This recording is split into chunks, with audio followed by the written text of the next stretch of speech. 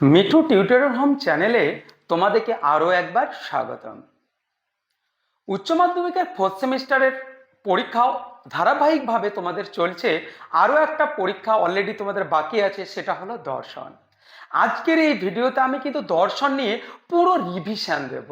দেখো, রিভিশন সম্পর্কে একটা ক্লাস অলরেডি আমি আগে একটা আপলোড করে দিয়েছি। আজকে আরও একটা ক্লাস আমি তোমাদের দিচ্ছি।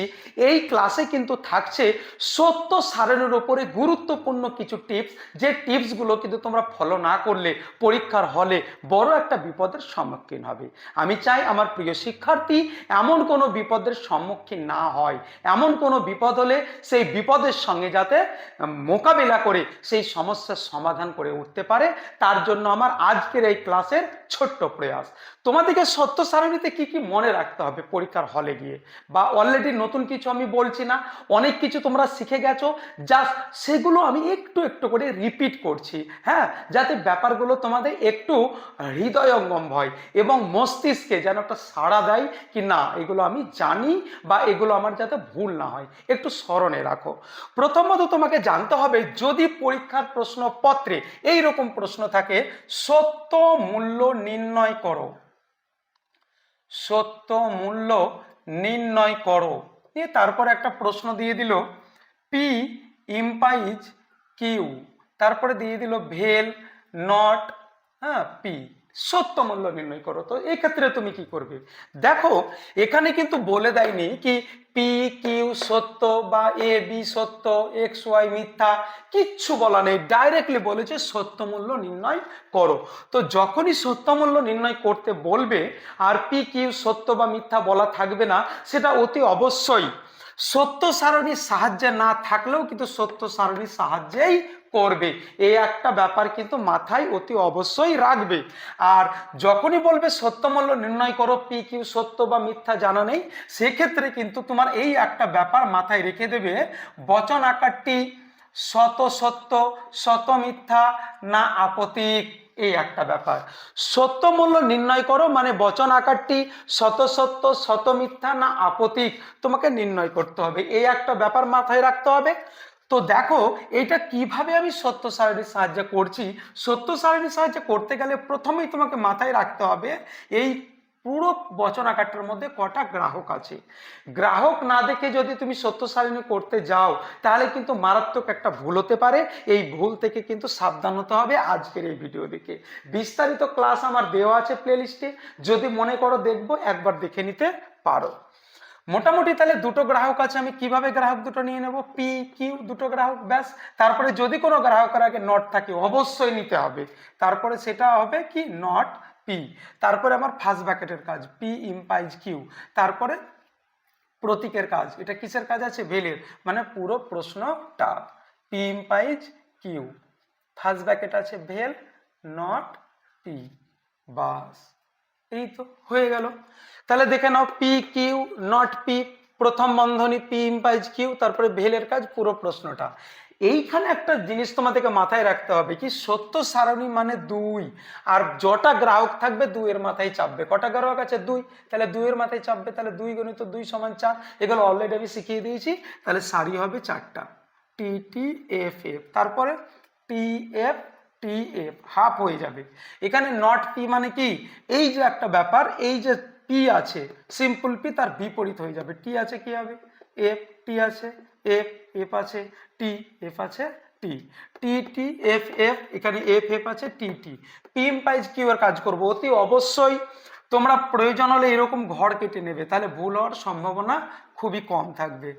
একদম লাইনগুলো সোজা সোজা করতে ভুল করবে না, যে শাড়ির সঙ্গে কাজ করবে সেই শাড়ি কিন্তু যাতে সোজা সোজা হয়, এই ব্যাপারটা তোমরা করে নেবে।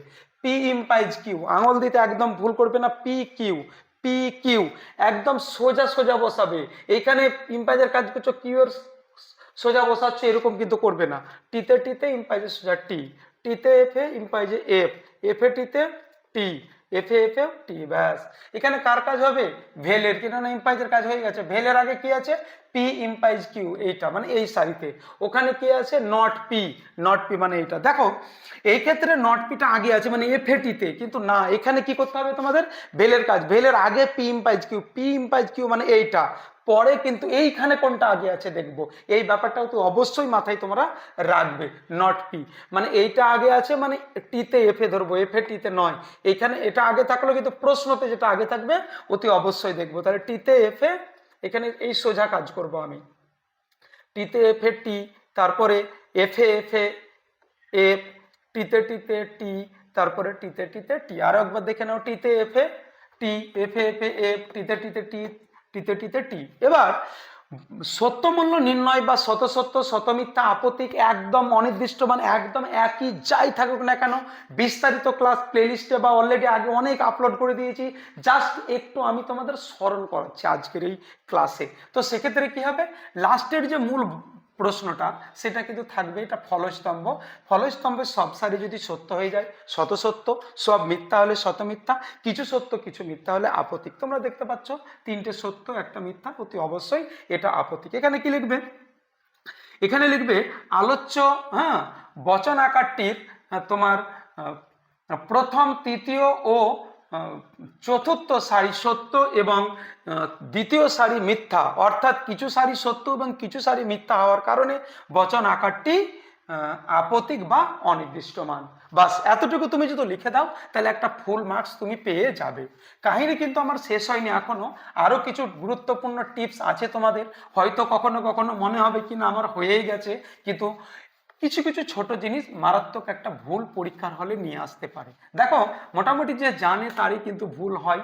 তোমরা যারা আমার ভিডিওটা দেখছো নিশ্চয়ই একটু আগ্রহের সহিত দেখছো, নিশ্চয়ই তোমরা জানো, সেই জানাটা যাতে পরীক্ষার হলে মিস্টেক না হয়ে যায় তবু একটু দেখে নিতে হবে, হ্যাঁ, মিস্টেক থেকে বাঁচার জন্য।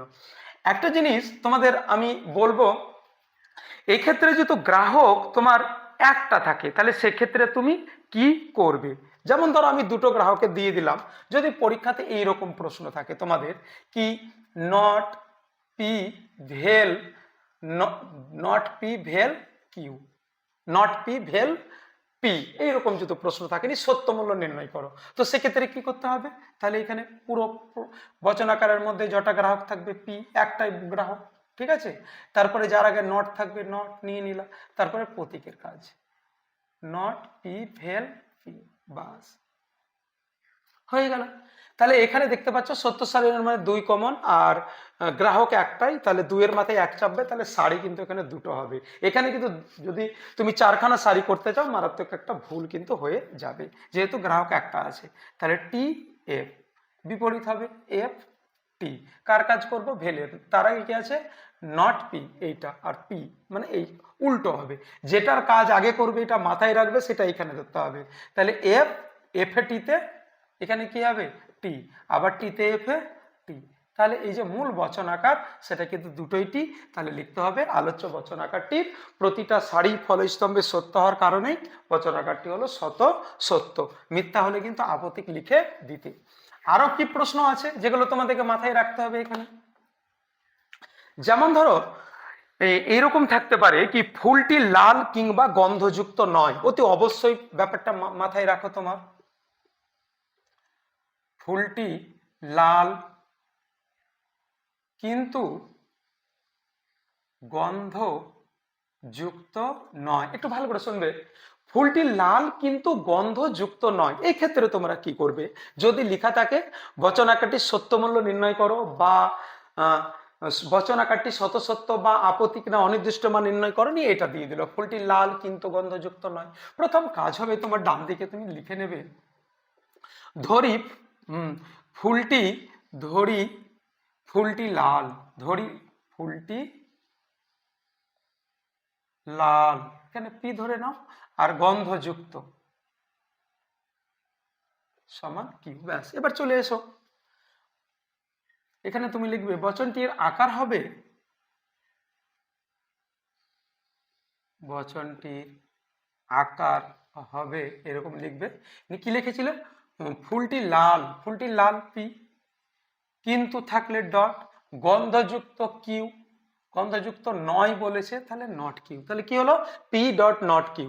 তাহলে যদি বলে বচন আকারটি সত্যমূল্য নির্ণয় করো, তাহলে অতি অবশ্যই বচন আকারটিকে আগে প্রতিকায়িত করে নেবে। হ্যাঁ, বচন আকারটির আকার বা বচনটির প্রতিকায়িত রূপ যে কোনো একটা জিনিস লিখে নেবে, নিয়ে তারপরে এটাকে কি করবে? সত্য সারণী করে নেবে। দেখো কিভাবে এটা করে নেবে। তাহলে পি কমা কিউ, দুটো লেটার আছে, তারপরে নট কিউ থাকবে, তারপর p dot not q. Clear? বাস। তারপরে কি হবে? এখানে টি টি এফ এফ, এটা জানো, টি এফ টি এফ, তারপরে কি আছে? F T F T. ঠিক আছে, এখানে কার কাজ করব? পি ডটে পি আর not q, p not q, টিতে এফ এ এফ, টিতে টিতে টি, এফ এ এফ, এফ এ টিতে এফ। একটু দেখে নাও। ঠিক আছে তো? তাহলে T T F F T F T F F T F T এর বিপরীত হয়ে যাচ্ছে p dot not q, p dot not q, F, তারপরে এখানে টি এফ এফ। তাহলে কি হচ্ছে? বচন আকারটি আপত্তি। আরো একটা জিনিস তোমাদের আমি শিখাতে চাই, এখানে ব্যাপারটা মাথায় রেখে নাও। প্রতিটা ক্লাস কিন্তু তোমাদের ইম্পর্টেন্ট। আমি পুরো বই তোমাদের এই মুহূর্তে ছোট ছোট করে আছে, একটা ক্লাস অলরেডি আগের দিন দিয়ে দিয়েছি, আরো আজকে ক্লাস একটা দিচ্ছি তোমাদের। এরকম যদি প্রশ্ন থাকে, এমন নয় যে রাম যাবে, এইরকম প্রশ্ন থাকে, এমন নয় যে রাম যাবে, এর সত্য মূল্য নির্ণয় করো। এমন নয় যে রাম যাবে, এর সত্য মূল্য নির্ণয় করো। তখন তুমি কি করবে? ছোট ছোট প্রশ্ন 2 নম্বরে থাকতে পারে এগুলো। এমন নয় যে রাম যাবে, এর সত্য মূল্য নির্ণয় করো। তাহলে কি লিখবে এখানে তুমি? ধরি রাম যাবে, রাম যাবে। ক্লিয়ার? আর ধরে নিলে নট আর। তাহলে ধরি রাম যাবে, তাহলে কি হবে? বচন আকারটির বচনটির আকার হবে, বচনটির আকার হবে, লিখে নেবে তুমি। লেখাটা মেইন ফ্যাক্ট নয়, আমি যেটা বলছি সেটা শোনো। রাম কি বললাম? যাবে, তাহলে নট আর। ঠিক আছে তো? এমন নয় যে রাম যাবে, এমন নয় এর বদলে নট, রাম যাবে আর। তাহলে এখানে তুমি কি করবে? এখানে কিন্তু আর অ্যাকচুয়ালি সত্য সারণী করতে গেলে আমাদের পি কিউ দিয়ে বেটার। ঠিক আছে তো? কিন্তু এখানে আর আছে, তাহলে আমি কি লিখবো এখানে?